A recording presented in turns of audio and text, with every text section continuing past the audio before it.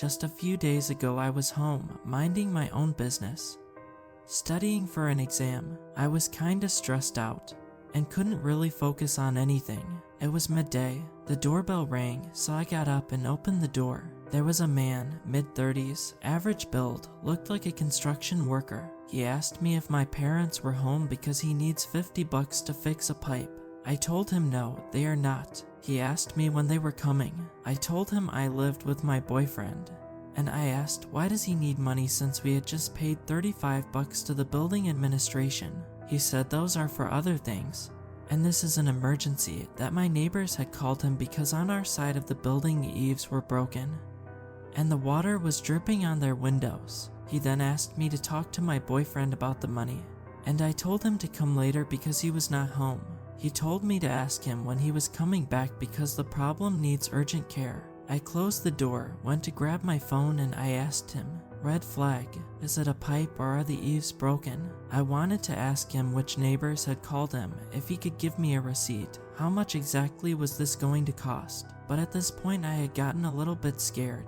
I'm a 100-pound girly. I actually look like a kid, which is why he asked for my parents, though I'm 22. The way he talked was also weird. I don't know how to describe it. It just had a mean, crazy vibe to it. So you know, he could have knocked me over with the door. I also felt incredibly stupid to have told him I was alone at home, but he kept asking to talk to other people. It was my first instinct. Anyway, my boyfriend said he would come in an hour. I didn't tell him the whole story cause the guy was waiting outside. I opened the door again. I decided I would rather talk to him than make him angry by not opening the door. The door to our apartment is an old wooden door. We live in a cheap rented apartment, so I didn't feel protected enough by it. There I am. I open the door. I tell him it's gonna be an hour till he comes back and that I am very sorry for the inconvenience. He says it's alright, he'll come later, except he didn't leave immediately. He asked me about our rent, if we worked, if we were students, to which I barely replied I work. We're both students. I cannot give you more details. I cannot tell you the amount of money I pay for my rent. I'm sorry.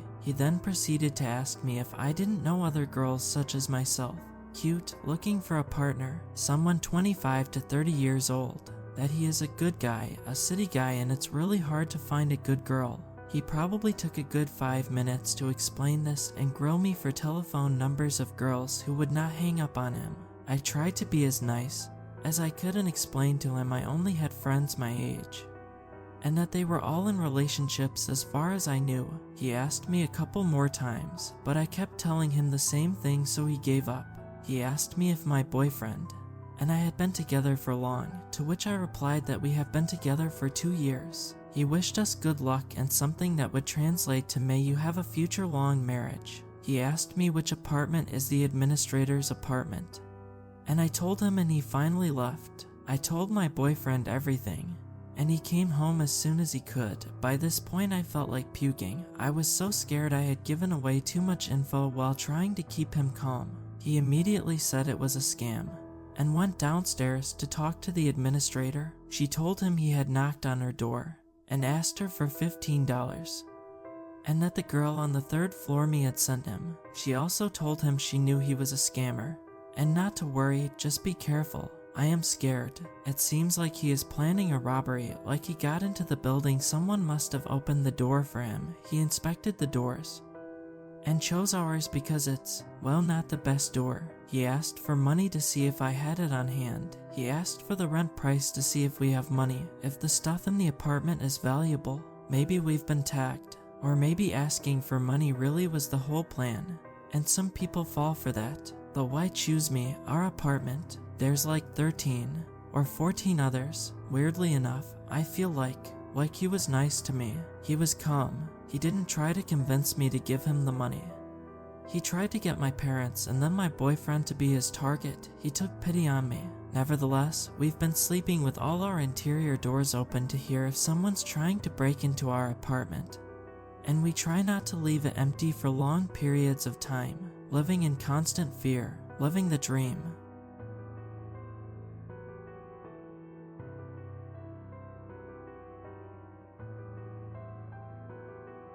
On my first summer back home from freshman year of college, I picked up a part-time job delivering pizza in a town around 30 minutes away from where I lived. The area in rural Georgia is known for having places that are in the middle of nowhere, and the pizza place's whole shtick was that it delivered to most remote areas imaginable within the town limits. I could fill books with the weird experiences.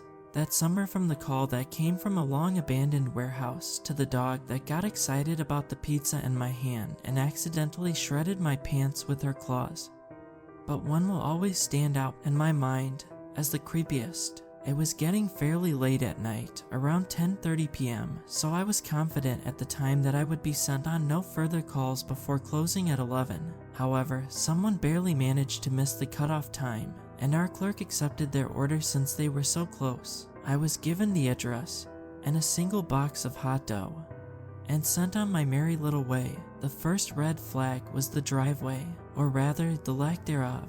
There was a mailbox, but no actual driveway, not even gravel. It was just grass and a barely distinguishable trodden pathway that resembled more of a service trail than it did something frequently used. I bumped along, wondering if I was even en route to the place, when I saw a slightly above average sized house come over the horizon, horribly dilapidated and completely surrounded by overgrown woods. I guesstimated where the rest of the driveway led and ended up parking in a grassy patch that could have been the walkway just as easily as it could have been the front yard. Headlights aimed towards the porch, as per company policy. I walked up to the door, but I believe that calling it a door is generous. It was a door frame, alright, but the door itself was just a large slab of wood propped haphazardly against the side of the house, barely covering the entrance. This was red flag number 2. The third and fourth red flag were also on the door. This included the sheet of printer paper with the words around back scribbled in all caps, which was hanging just below the place where somebody had self-engraved the door with the title Manson Family Ranch. Typically, I would never go around to the back of a house, especially a shady, unlit house, and especially at night. However, it was my last drop of the day, and I was ready to get it over with and be on my way home. Against my better judgment, I traipsed around to the back of the house. The door back here was an actual door, but it was covered in both cobwebs and fresh spider webs. Clearly this was a door that had not been used in some time. I found the cleanest area available and knocked. I counted to 45 and knocked again. There were no lights on in the house, and I could hear no movement from inside. I knocked and counted again and repeated the sequence 3 more times before I was finally creeped enough to decide to return to my car. As I turned, I finally heard a voice coming from inside the house, clearly agitated, but I couldn't tell what they're saying. I tried to knock 1 more time, and as I was counting, I heard something in the woods behind me. It started out as just movement deep in the trees, but soon enough I could make out distinct running footsteps coming directly towards me through the brush. As I'm standing there, coming to terms with my impending demise, I follow the direction of the noise to the edge of the woods, which is around 15 feet away from me.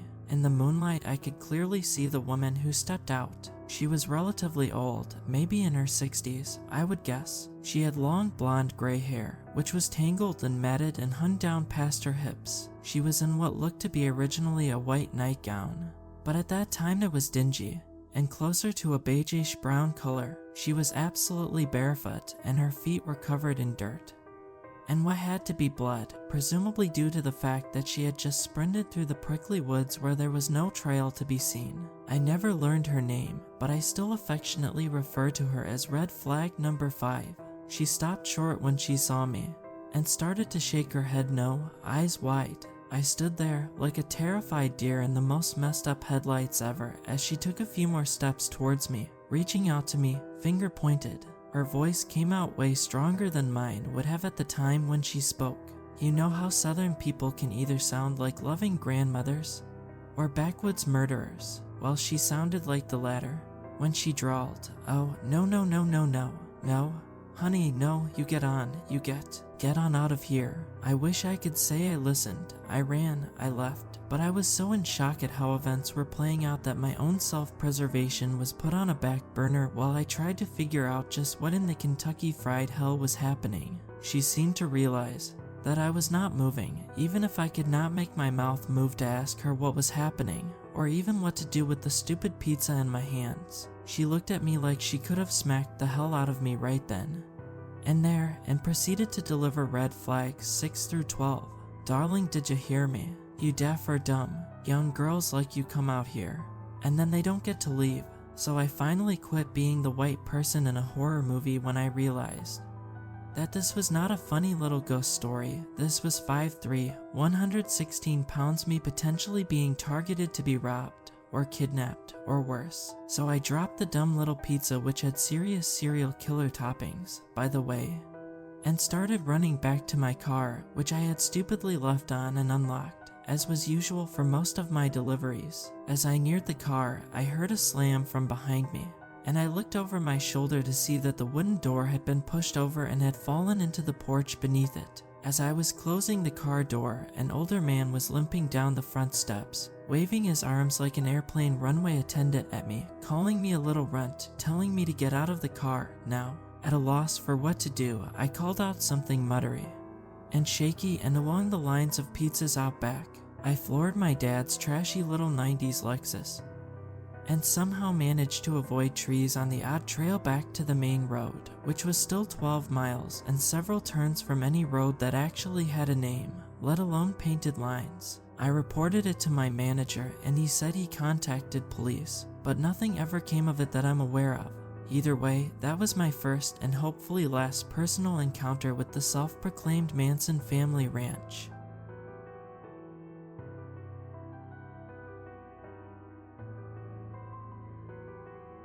I was going to post on r/let's not meet, but I figured it might belong here instead. We moved into a house in the country about 4 months ago. Since we'd previously lived in an apartment, that means we needed to buy a lawnmower, instead of putting out $200+ on a lawnmower when we have to move in a few years. We decided to hire somebody to cut our grass. Initially, we went with a guy that my fiance used to work with, but $65 every 2 weeks starts to add up, and I was looking for something cheaper. That brings me to Charles. Charles posted in my Facebook classified that he was looking for some lawns to cut this weekend, and he had a reputable company, so I sent him a message. Initially, Charles came off as nice. He asked for my address so he could stop by and give me an estimate. After stopping by my house, he sent me a message saying, "Damn sweetheart, you got a big porch." That made me kinda uncomfortable, but figured I was overreacting and started planning when he could come out. I told him my off days, but he assured me I didn't have to be home. I told him to come Wednesday. Wednesday morning he messaged me, "Are you home?" I said no. 3 hours later, "Are you home yet?" I told him no, I won't be home till after 8. Charles then informed me his tire had a flat and he could come tomorrow. Thursday, first thing in the morning he messaged me, "Will you be home today?" I told him no. He messages back a few hours later, "Hey, are you home?" I said no, I told you I wouldn't be home all day. "Are you still coming out?" He then told me his truck broke down. He was sending messages like, "Please don't be upset with me, sweetheart." At this point I was getting really creeped out. I told him just come tomorrow. Friday, it's actually my off day, but I woke up and left the house for the day. He messages me, "Hey, I'm coming. You're off today, right?" I said yes, but I'm not home. "When will you be home?" I don't know. He messaged me later saying, "Sorry babes, I was loading the equipment onto my truck and it fell and broke. Maybe I can come tomorrow." At this point I was really creeped out and I told him never mind, I'm gonna find somebody else. The start of the weekend, I get off work around 4 or 5 and check my phone and find multiple messages from him saying that he had cut my grass and I need to come home and give him the money. I told him no, I'll cash app it to you. He started getting really irate and saying that I need to give him the money now. I told him I would give them the money after I got home and thought the grass was cut. I was honestly really worried he would be waiting at my house, so I got a friend to drive home behind me. He wasn't there. I sent him the money and I thought that was the end of it. Fast forward to 2 months later, I'm on the phone with my fiance as I drive to class, and he tells me he has to get off the phone because there's somebody walking down our driveway. I asked what he meant, and he said there was a man walking around in our driveway and front yard. After I got to class, he texted me telling me it was just a man who had come by to promote his lawn care business. I didn't think anything about it as it had been 2 months, but later that night I got home and saw a business card laying on my counter with the name of the man who had been messaging me earlier. I called my fiancé Mike at work and asked how the guy had been acting. He said Charles seemed genuinely surprised that a man had come out and asked if he lived alone. I asked Mike if the man had stopped at any other houses, and he replied, now that I think about it, no. After he left our house, he just left. Mike said he had seemed really desperate to help around the house and offered to cut the lawn, fix our porch, remove any trash or scrap metal we had around the house, and then asked if we had pests such as bats in our attic or anything. That especially freaked me out as we do have a bat problem and I had previously posted about it on Facebook. Mike then said what was really weird is Charles was very freaked out about the dog. He heard Max barking from inside and started asking a lot of questions like, is he big? Does he stay outside or inside? Does he ever go outside or does he stay inside completely? How big is he? Is he nice? Mike chalked it up to him being scared of dogs. He gave him a brief tour of the outside of the house, and then Charles got in his truck and left. I then told Mike that this was the same guy who had been messaging me earlier in the year, and Mike began to freak out. He said that Charles had asked a lot of really specific questions about who all lived here, how long they'd lived here, and where they were at the time.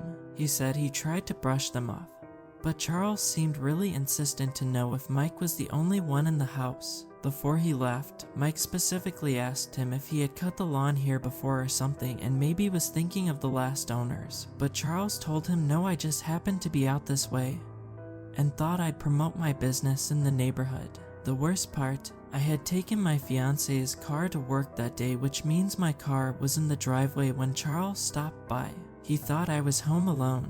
I didn't contact the police because I thought I might be overreacting. This all happened 2 days ago, and I really hope that we never meet again. Update, thanks for all the feedback. It seems the general consensus is I'm not overreacting, and I should make a police report, so I'm going to, even if it's just to have in record. To everyone saying get cameras or a dog, I actually do have 2 indoor cameras and a third that isn't hooked up that I'm most likely now going to put over the front porch or garage. I have 2 big dogs, a chow and a lab, and even though the chow is very friendly in person, he's got a terrifying bark. The lab is incredibly protective and can be nasty when she wants to be. I'll keep everyone updated if I do see or hear from him again.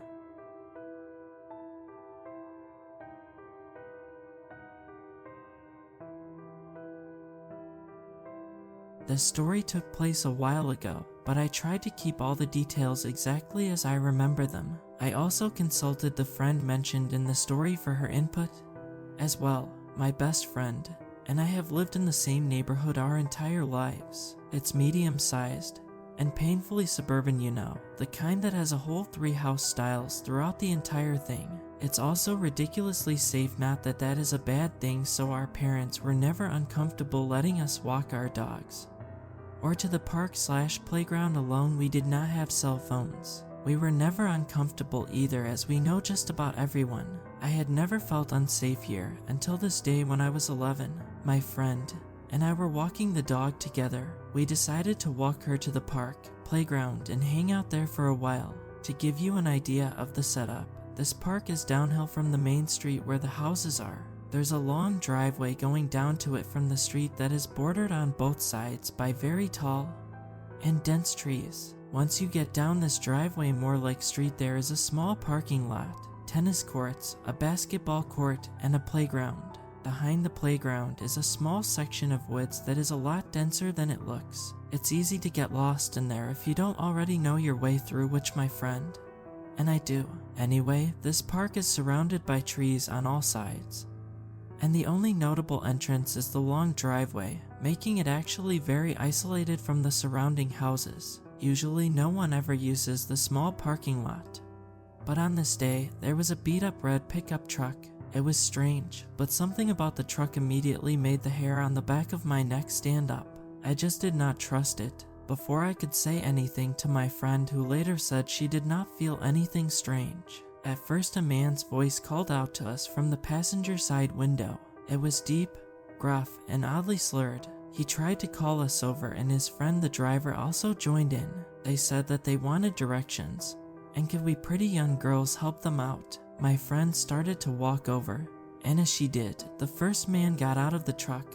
He was much bigger than either of us, and clearly drunk even to 2 preteens. My friend had stopped walking at this point, but that is when he lunged toward her, grabbing for her wrist or something worse. We both screamed and her dog started to bark, which threw him off enough for her to pull away, and for us to start sprinting. We could hear them yelling and cursing behind us, but I am not sure if they were sober enough to even really walk, let alone chase after us through the woods that we had just entered. Remember how I said you had to know those woods to be able to get through them? Well, living and playing in that neighborhood our entire lives paid off that day because we were able to lose them. We got away safely, and once we made it back to her house breathless and sobbing, we told her parents. They called the police, but by the time they got to the park, the truck and the men were gone. As far as I know, they were never found, and nothing ever came of it. We were safe, and our lives went back to normal. Still, even while sitting here writing this years later, the memory of that man's voice sends shivers up my spine. I don't know what your intentions with us were, but scary. Drunk dudes at the park. Let's not meet.